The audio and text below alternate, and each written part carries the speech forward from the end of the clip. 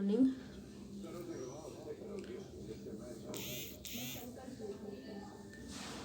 10th class, good morning.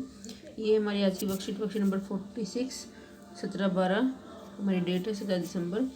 Topic हमारा चल रहा है विनिर्माण उद्योग से। कच्चे माल के स्रोत के आधार पर आज का हमारा टॉपिक है। अभी तक हमने वर्गीकरण पढ़ा था, तो आज हम पढ़ेंगे कच्चे माल के स्रोत के आधार पर कच्चा माल कैसे कहाँ मिलता है। पहला है कृषि आधारित उद्योग, मतलब जो कृषि पर डिपेंड करते हैं। दूसरा खनिज आधारित उद्योग, जो खनिजों पर डिपेंड करते हैं, जैसे सूती कपड़ा उद्योग। सूती कपड़ा बनाने के लिए कपास जो हो हमें कृषि से मिलती है। चीनी उद्योग, चीनी बनाने के लिए आप सबको पता गन्ने से बनती है, वो भी खेती से मिलेगा। पटसन उद्योग के लिए भी जो सामान्य कच्चा माल है वो भी हमें कृषि से ही मिलेगा। ये कुछ उद्योगों के उदाहरण हैं जो कृषि पर आधारित हैं। अगर कृषि नहीं होगी तो ये उद्योग नहीं चल सकते। और भी कुछ उदाहरण आप खुद लिख सकते हैं।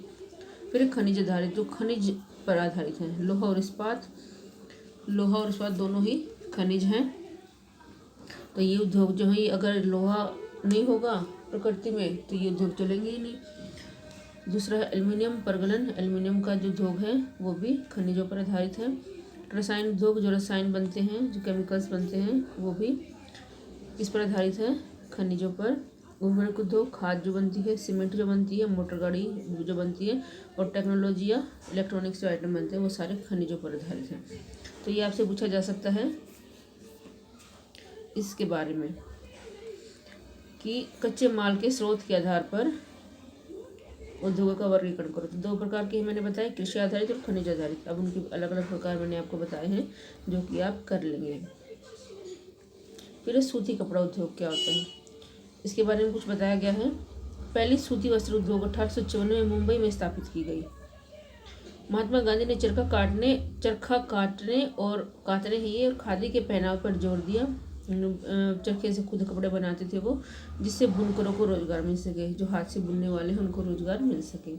आरंभिक वर्षों में सूती वस्त्र उद्योग महाराष्ट्र और गुजरात के कपास केंद्रों तक ही सीमित थे। उस समय जो थे महाराष्ट्र और गुजरात तक ही सीमित थे। कपास की उपलब्धता, बाजार, परिवहन, पत्रों की समीपता, श्रम, नमी, जलवायु आदि कारकों ने इसके स्थानीयकरण को बढ़ावा दिया। कपास होनी चाहिए, कपास उपलब्ध हो, बाजार हो, ढुलाई के लिए साधन हो, बंदरगाहें हो आसपास, मजदूर मिले, और नमी वाली जलवायु हो जहाँ पर, वहाँ पर ही कपास उगाई जा सकती है। तो ये जो परिस्थितियाँ थी वो महाराष्ट्र और गुजरात में थी। कताई कार्य महाराष्ट्र, गुजरात और तमिलनाडु में केंद्रित हैं, लेकिन सूती, रेशमी, जरी, कशीदाकारी आदि में बुनाई के परंपरागत कौशल और डिजाइन देने के लिए बुनाई अत्यधिक विकेंद्रीकृत हो गई। तो ये वहीं पर ही सीमित हो गई, महाराष्ट्र, गुजरात और तमिलनाडु में ही जो सूती वस्त्र उद्योग है वो वहीं पर ही सीमित हो गया, क्योंकि वहाँ पर ही उपलब्धता है उसकी।